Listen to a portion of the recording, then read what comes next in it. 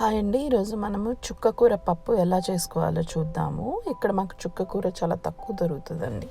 దొరికినప్పుడు నేను ఏం చేస్తానంటే చుక్కకూరని తీసుకొని కడిగేసేసి కట్ చేసేసి ఫ్రీజ్ చేసేస్తాను.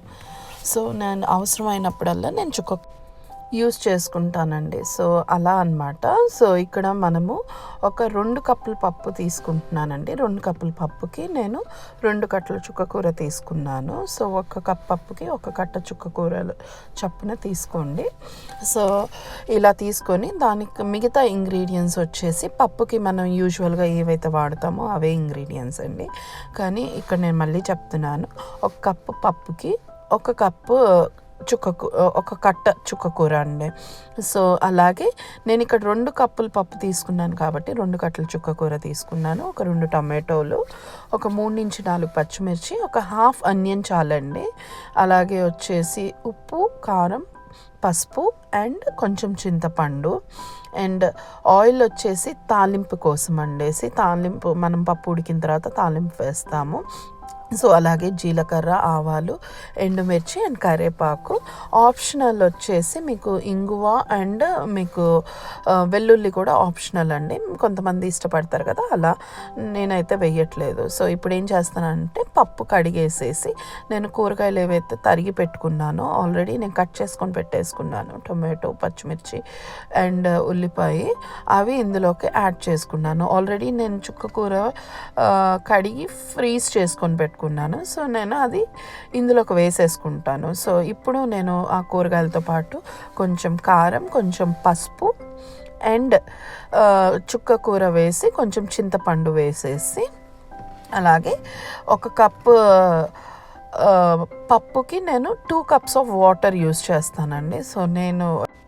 సో ఇప్పుడు నేను ఇక్కడ 2 కప్స్ ఆఫ్ వాటర్ అని చెప్పాను కదా. సో 2 కప్స్ ఆఫ్ పప్పుకి ఇక్కడ 4 కప్స్ ఆఫ్ వాటర్ వేస్తున్నానండి. ఇదండి చుక్కకూర యాడ్ చేసుకుంటున్నాను. సో చుక్కకూర ఫ్రీజ్ చేసింది కాబట్టి నేను తీసేసి ఫ్రీజర్ బాక్స్లో నుంచి తీసి ఇందులోకి యాడ్ చేసేసుకొని ఆ తర్వాత చింతపండు కూడా పెట్టేసి దాని మీద మనము వాటర్ యాడ్ చేసుకుంటాం. సో ఇక్కడ ఒకసారి చూడండి, చుక్కకూర కొంచెం ఫ్రీజ్ అయి ఉంది కాబట్టి మీకు అలా కనిపిస్తుంది. ఫ్రెష్ అయితే మీరు డైరెక్ట్గా వేసుకోవచ్చు. మాకు దొరకదు కాబట్టి నేను ఇలా ఫ్రీజ్ చేసి పెట్టుకుంటాను. ఎప్పుడు అవసరమైతే అప్పుడు వాడుకుంటాను. సో ఇలా చేసిన తర్వాత ఇప్పుడు వాటర్ చూడండి, నేను 2 కప్స్ ఆఫ్ పప్పు ఉంది కాబట్టి 4 కప్స్ ఆఫ్ వాటర్ వేసి నేను దీన్ని ఉడికించుకోబోతున్నానండి.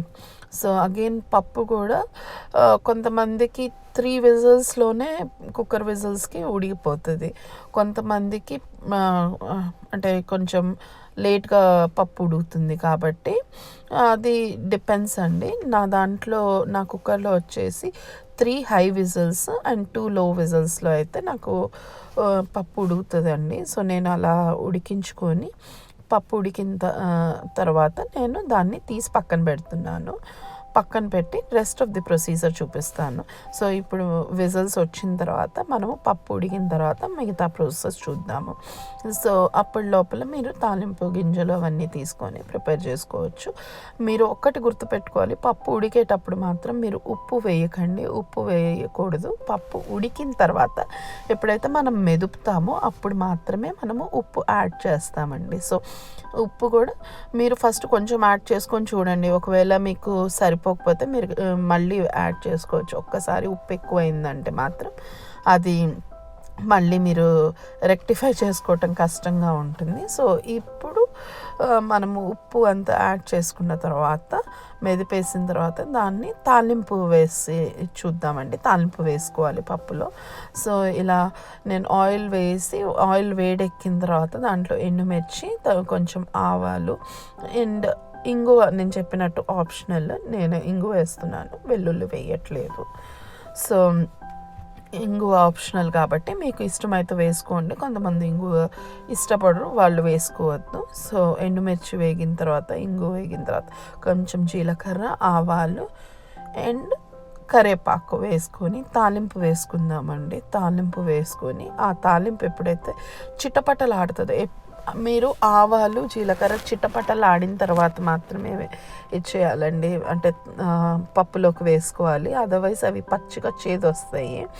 సో మీరు మేక్ షూర్ జీలకర్ర ఆవాలు వచ్చేసి చిటపటలాడిన తర్వాత దాన్ని తీసి మీరు పప్పులోకి యాడ్ చేసుకోండి. సో నేను ఇప్పుడు ఇవి అయింది కాబట్టి పోపు అయింది కాబట్టి దాన్ని తీసి నేను పప్పులోకి యాడ్ చేసుకుంటానండి. యాడ్ చేసుకొని ఒక 2 minutes యాడ్ చేసిన వెంటనే ఒక్కోసారి మూత పెట్టేసి కలిపేసేసి మూత పెట్టేస్తాము.